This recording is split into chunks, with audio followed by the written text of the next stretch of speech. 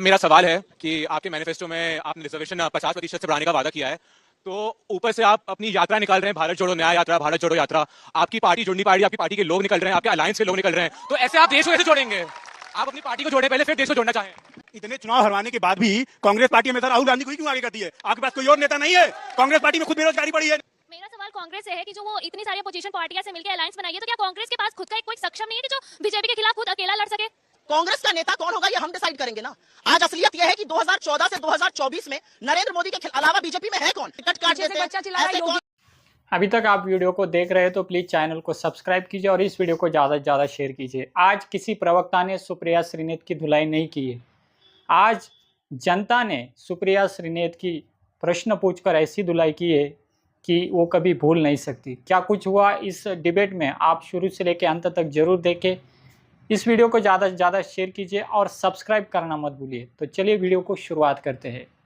सवाल होगा कि देखिए, जितना ही जरूरी मुद्दा है एम्प्लॉयमेंट का, वहीं भ्रष्टाचारी का भी तो मुद्दा जरूरी है, क्योंकि जो जनता का पैसा है वो दबोच के क्यों बैठे हैं, उनका क्या हक है? किसने दबोचा हुआ है? ओपोजिशन ने, जो आजकल ईडी वगैरह के, सीबीआई के, उनके ऊपर रेड पड़ रही है। आपने सारे जजमेंट पास कर दिए हैं? नहीं, देखिए हो तो रहा है ना, प्रोसेस तो है ना। प्रोसेस है। आपको लगता है कि पीएम भ्रष्टाचार के खिलाफ सही कार्रवाई कर? बिल्कुल सही। ये परसेप्शन है और आपको इससे भिड़ना होगा। मेरा मौका, देखिए, आप कहते नहीं, अंजना जी, ये तरीका नहीं है। नहीं, अभी बच्चे भीग रहे हैं। नहीं, आप दोनों वेट कीजिए। मेरा सवाल कांग्रेस के प्रवक्ता सुप्रिया श्रीनेत जी से, क्या आपके ना इतने प्रवक्ता गौरव वल्लभ, अभी ना रोहन गुप्ता पार्टी से निकल गए हैं, तो कुछ तो आप में कमी होगी ना, जब भी वो निकल रहे हैं, बीजेपी में जा रहे हैं। नहीं तो क्या कमी है आप में? बिछड़े सभी बारी बारी, यही कह रहे हो ना? हाँ, यही कह रहे हैं। उनके बारे में बोल देती हूँ। देखिए, ये जो लड़ाई हम लड़ रहे हैं ना, जहाँ 3.25 मिनट निशब्द होकर सुना जाता है, सुनते हैं लोग, उस लड़ाई को लड़ने के लिए बड़ा कलेजा चाहिए। वो लड़ाई सबके बस की बात नहीं है। जो कायर थे वो जाएंगे। और मैं एक और बात कहती हूँ सीना ठोक के, कल जाना है आज जाओ, क्योंकि इस लड़ाई में आप जैसे कायरों की जगह नहीं है।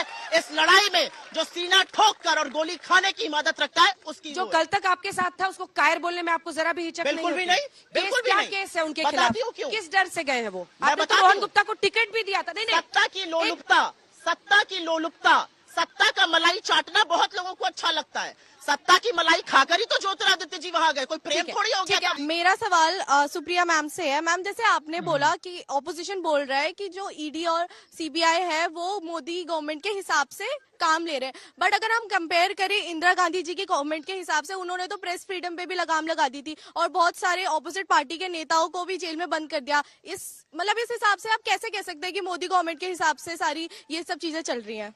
आप लोगों में जिसका मन हो मुझसे खड़े होकर सवाल पूछिएगा। अगर आपको उनकी बात अच्छी लगे, खूब ताली बजाइएगा, मुझे भी हूट करिएगा। मैं आपको मैं इंडिपेंडेंट इंडिया में युवा को किसी का हूटिंग करने वाला स्टूज कभी नहीं कहूंगी। बिल्कुल ये पाप नहीं करूंगी। आप करिएगा, ये आपकी स्वतंत्रता है। अच्छा। ये देश दुनिया का सबसे युवा देश है। यहाँ पर आपको हूटिंग करने की भी आजादी होनी चाहिए, ताली बजाने की भी आजादी होनी चाहिए। अंजना जी, किसी के बाप की बकौती अंजना जी, आपने इमरजेंसी पर अभी भी नहीं बोला, इसमें रुक जाइए। सवाल इमरजेंसी पर था, वो बच्ची पूछ रही थी कि जिस पार्टी ने देश में इमरजेंसी लागू किया। ने कहा है, सवाल का जवाब सुनिए। मेरे नेता ने कहा है कि इमरजेंसी एक काला अध्याय था और वो गलत था। लेकिन आज इस देश में क्या हो रहा है? आज अगर एक व्यक्ति दिखाता है कि मिर्जापुर यूपी और रोटी बच्चे को दी जा रही है, उसके ऊपर सेडेशन लॉ लगाकर उसको प्रताड़ित किया जाता है। सुप्रिया शर्मा नाम की एक पत्रकार है, स्क्रोल में काम करती है। उसने वाराणसी में जाकर दिखाया कि आज भी मुसहर घास खा के जीते, उसके ऊपर सेडेशन लॉ लगाया जाता है। क्यों ऐसा होता है? पीपी किट घोटाला जो दिखाएगा उसके ऊपर कार्रवाई वो खुद ही उसे काला अध्याय मांग रही है। अभी के वक्त को ज्यादा बुरा बताती। लोकतंत्र बचाओ रैली किया था पूरे विपक्ष ने रामलीला मैदान में। जवाब दीजिए। अंजना जी, अभी इन्होंने बड़ी बड़ी अच्छी बातें की, तो इनसे एक बार बोलिए कि जनता को राक्षस कहने वाले रणदीप सुरजेवाला पर क्या कार्रवाई की? वहां पर तो पूरी जनता को राक्षस बोल दिया था, उस पर एक शब्द नहीं बोल पाए।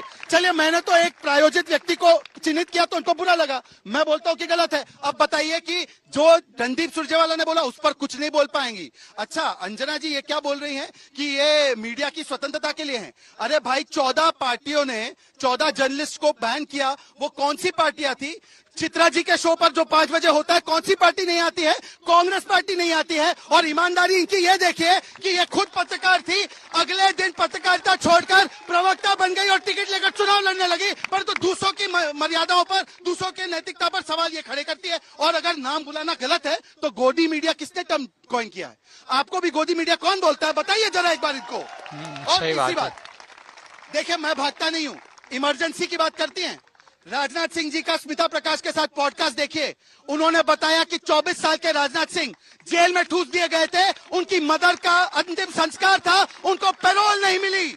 ये इनकी हकीकत है। ये बात करेंगे जिन्होंने इस पार्लियामेंट को पंगु कर दिया, सारे विपक्ष को जेल में डाल दिया, जिन्होंने जुडिशरी को कहा कमिटेड जुडिशरी बनो, जिन्होंने कहा मीडिया को डोंट क्रॉल बेंड। ये इस प्रकार के लोग जो है वो इमरजेंसी पे बोलते हैं। और एक आखिरी बात सर, हम सब जानते हैं कि 24 का इलेक्शन कौन जीतने वाला है, तो एक बार बोलिए। जानते हैं? हाँ, मतलब क्या सीन है?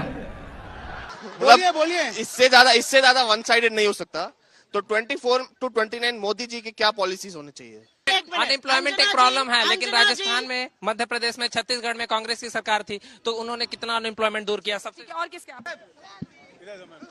मैम, मेरा सवाल है कि आपके मैनिफेस्टो में आपने रिजर्वेशन 50% से बढ़ाने का वादा किया है, तो ऊपर से आप अपनी यात्रा निकाल रहे हैं, भारत जोड़ो न्याय यात्रा, भारत जोड़ो यात्रा।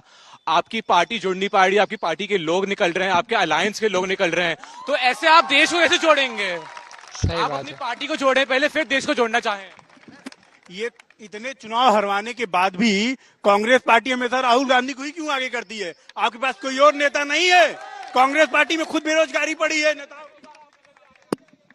मेरा सवाल कांग्रेस से है कि जो वो इतनी सारी अपोजिशन पार्टियां से मिलकर अलायंस बनाई है, तो क्या कांग्रेस के पास खुद का कोई सक्षम नहीं है कि जो बीजेपी के खिलाफ खुद अकेला लड़ सके? क्या आप सक्षम नहीं? अब लगता है मुझे दोनों के जवाब लेते हैं। आपके साथ शुरुआत करते हैं सुप्रिया जी। कांग्रेस पार्टी के सारे सवालों का जवाब दूंगी। अगर कुछ सामाजिक रूप से गलत यहाँ पे कहा जाएगा, उसका विरोध करना भी मेरा काम है। बोलना चाह रही थी, आपने टोका। उनको पूरा करना। यहाँ पर लोगों ने कहा, कांग्रेस पार्टी की लीडरशिप पे सवाल उठाया। कांग्रेस का नेता कौन होगा ये हम डिसाइड करेंगे ना। आज असलियत यह है कि 2014 से 2024 में नरेंद्र मोदी के अलावा बीजेपी में है कौन?